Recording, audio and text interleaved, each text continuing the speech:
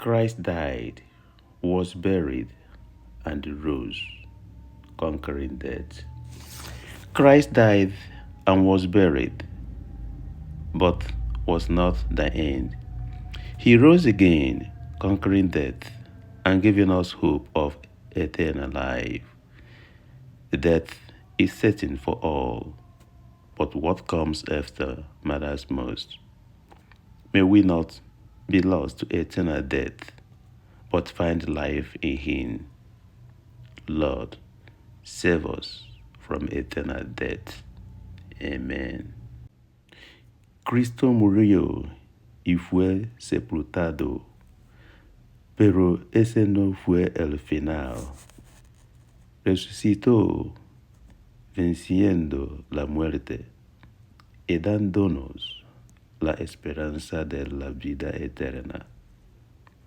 Muerte es segura para todos, pero la más importante es lo que viene después. Que no nos perdamos en la muerte eterna, sino que encontremos la vida en Él. Señor, sálvanos de la muerte eterna. Amen. Kristi nwụrụ, elie ya, mana nke ahụ abụghị njedebe. O biliri ọzọ ma merie ọnwụ, were nye anyị olileanya ndụ ebe.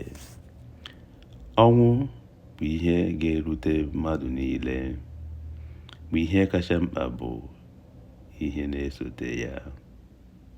Ka anyị ghara ịdanye n'ọnwụ ebe, kama ka anyị nweta ndụ n'ime ya. Onyenwe anyị, zọpụta anyị n'ọnwụ ebe. Amen. Dios te bendiga. Chineke gọzie gị. God bless you.